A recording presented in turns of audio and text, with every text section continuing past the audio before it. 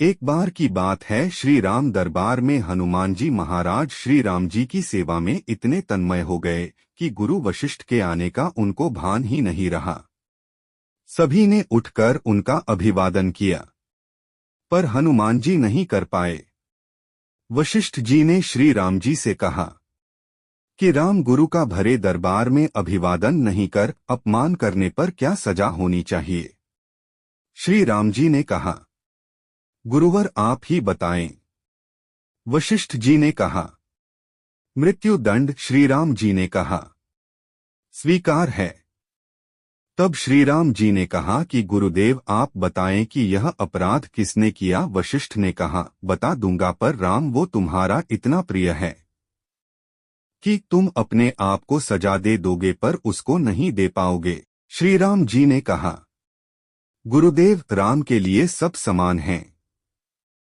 नहीं राम, मुझे तुम्हारे ऊपर संशय नहीं है, पर मुझे दंड के परिपूर्ण होने पर संशय है।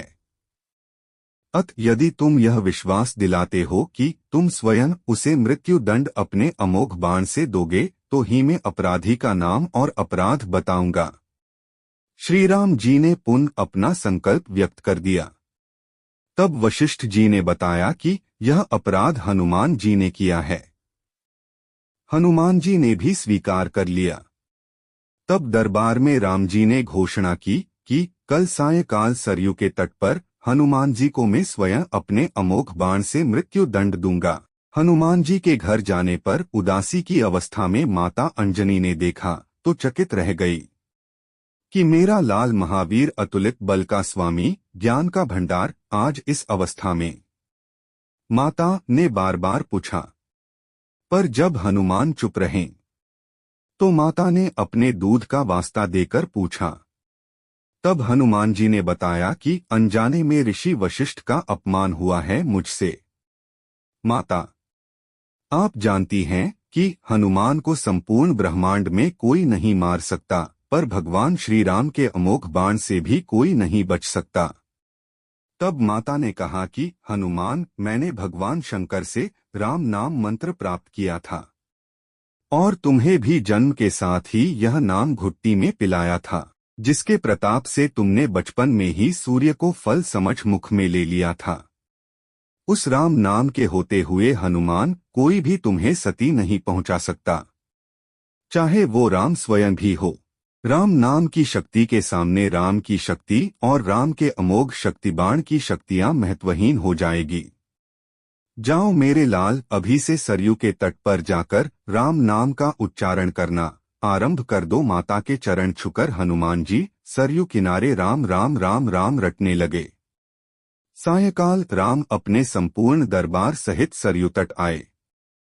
सबको कौतूहल था कि क्या राम हनुमान को सजा देंगे, पर जब श्री राम ने बार बार रामबाण अपने महान शक्तिधारी अमोघ शक्ति बाण चलाए पर हनुमान जी के ऊपर उनका कोई प्रभाव नहीं हुआ, तो गुरु वशिष्ठ जी ने शंका जताई कि राम, तुम अपनी पूर्ण निष्ठा से बाणों का प्रयोग कर रहे हो। तब श्री राम ने कहा, हाँ गुरुदेव, मैं गुरु के प्रति अपराध की सजा देने को अपने बाण चला रहा हूँ। उसमें किसी भी प्रकार की चतुराई करके मैं कैसे वही अपराध कर सकता हूँ? तो तुम्हारे बाण अपना कार्य क्यों नहीं कर रहे हैं? तब श्री राम ने कहा, गुरुदेव, हनुमान राम राम राम की अखंड रट लगाए हुए है। मेरी शक्तियों का अस्तित्व राम नाम के प्रताप के समक्ष महत्वहीन हो रहा है। इससे मेरा कोई भी प्रयास सफल नहीं हो रहा है।